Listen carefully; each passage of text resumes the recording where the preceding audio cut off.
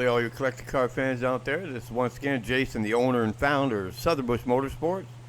And what a good tales from the bush we have for you today. So what you're looking at here is a brother inherited property from his other brother, I think back in 1977, 78, if I remember right. And his brother used to collect cars and stuck them out in the family's back field. Well, the brother that inherited the property didn't give a crap about these cars and just left them there. So they were completely abandoned. Now, you couldn't see these cars from the road.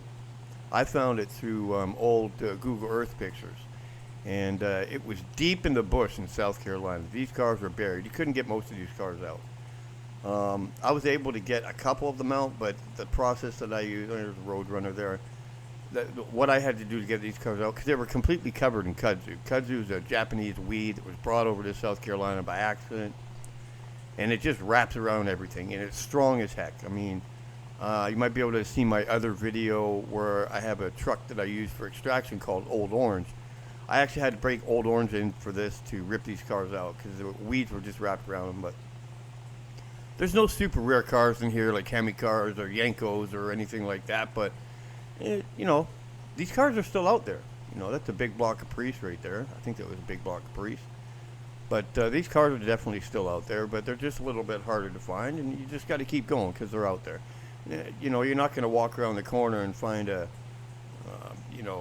Boss Mustang 302 sitting in somebody's backyard, and it's a little bit harder to find them now, but at the end of the day, not all of these cars got crushed.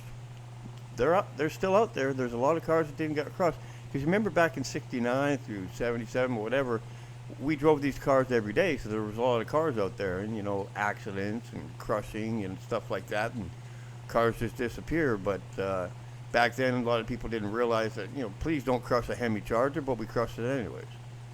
A nice, beautiful Chevrolet right there beside another Chevrolet. But the cars are still out there at the end of the day. But the brother did have some sort of a heart, because when I asked him how much you want for these cars, he's like, look, I had a guy come out and look a little while ago, and he said the crush value on each one of these cars was $400, so give me $500, you can take any car in there. So there was a couple cars that I took out of there, and, by God, I wish I would have taken a few more, like that convertible right there. It was rough, but it was pretty complete.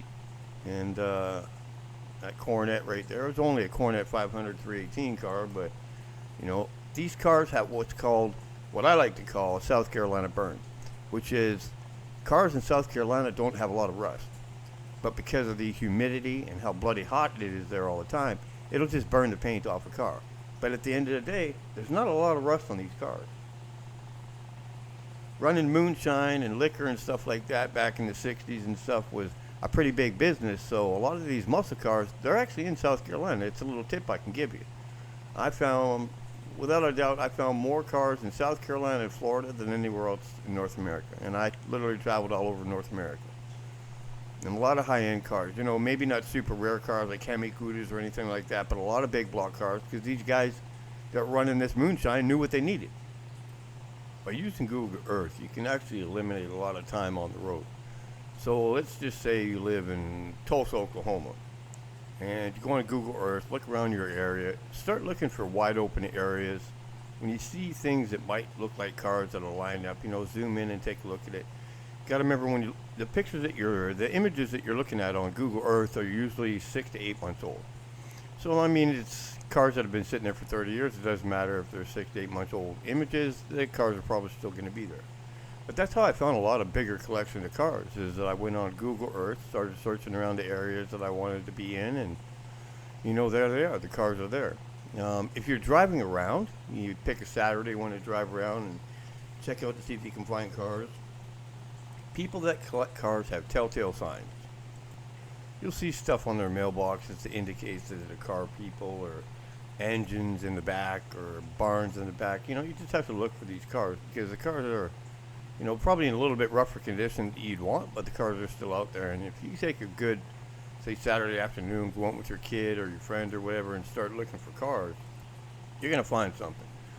Now, with me, I had like a little kit and office while I was driving. So I had a computer and GPS unit inside my camper vans, so I could pinpoint later where I found the car. But, you just bring a pair of binoculars with you. That really helps on a lot. And just go out looking for these cars. And it takes a little bit of digging, a little bit of hard work and stuff, but these cars are still out there.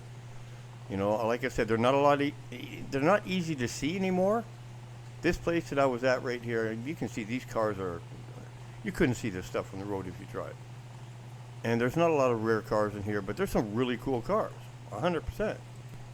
One of the things I can tell you, if you're going to decide to go out and start looking for cars on a weekend or whatever it be, bring money with you. Money talks, BS walks. And that's one of the things that I find. If you end up stumbling on a big collection, now it's one of the biggest pieces of information that I can give you. If you stumble on a big collection of cars, here's the things I found on. If somebody's in money trouble, but they have these cars, but they just didn't want to sell them, don't buy just one car. Because you buy one car, as soon as that guy gets that money in his hand, nothing else is for sale for quite a while. Because they got money now. So when you make an offer on a car, make an offer on as many of the cars that you can afford to buy, and buy them all at once. Because once they get that cash in their hand, nothing else is for sale. And it's been a very frustrating part of my career where, I found this guy approached me at a gas station at 3 o'clock in the morning. I was coming home from a long trip. I had a 74 46 pack Super B on the back of my trailer, pulling behind my big camper van. And it was a pretty cool car. This old black guy comes out and he goes, "Man, I got a bunch of those cars." I'm like, "Oh yeah?" And then, push came to shove. I ended up driving him home at 3 o'clock in the morning, get to his place, walking down these deserted roads. I mean, it was scary. It's a good thing I always carried a gun with me. But 100%, it was pretty scary walking down these roads. But then, boom, all of a sudden we get to this opening, and this guy's got Chargers, Super Bs. I mean, he had cars. Part of the business, it is what it is. I ended up staying on that guy's property for a month and a half, pulling these cars out and selling them and all that kind of stuff. But at the end of the day, the guy wouldn't give me time of day. So I decided to put $1,000 in his hand for a couple cars. He only wanted $600 a car. I put $1,000 in his hand, and the next day he woke up and said, "Oh man, I'm rich now. Nothing else is for sale." And it took me 6 or 5 months to get back to this guy's property because nothing else was for sale because he had a little bit of money. Once it ran out, he called me again. So that's when I learned the next time I came out like that. There's a dart right there, a beautiful little dart. Next time I went out to this guy's property, I played a little bit smarter. And I brought like $25,000 with me. Enough to blow this guy's world upside down. And I bought all the cars that I needed to buy. And that's what you need to do. You need to have cash with you to be able to buy all these cars. Another tip that I can give you is if you decide to go out of state or out of the area that you're in, the best place to get information is try to find the oldest diner or oldest restaurant that you can see. You can tell by the signs on the sign they have over the door, or just some people talking around. Nice little demon that I found. I actually drove that car around. I bought that car. I drove that car around for a couple of days, and then it just stopped dead in the middle of the road.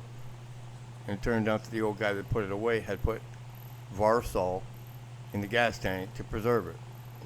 I didn't know anything about the Varsol. I don't know why he did it, but anyways, the motor blew up. Beautiful car. It's a little 6-cylinder car, and I blew it up. But diners, local diners is the best place to get information.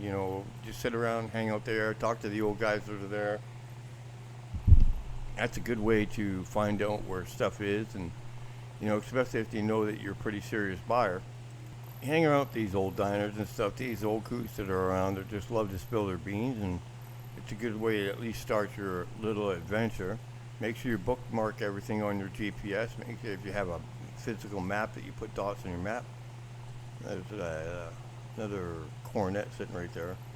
But these cars are a little bit harder to find right now, but they're still out there because people just didn't give a shit about them, and they just let them go and put them off to the side and just forgot about them because there's no point in dealing with them when it's going to cost you a lot of money to do it. So, don't feel that you can't go find these cars, but you can. You can because the cars are still out there. So have fun. Go looking for these cars. Is what it's all about. Look at that Damon. Gosh, excuse me. I think that was a Duster. I'm not sure. But I drove that car around for a week, and then the motor just fell right through it. darts sitting there in the bush and stuff. Well, I appreciate you coming by and checking another Tales from the Bush, and it really helps if you can help out with the Patreon page so I can keep going.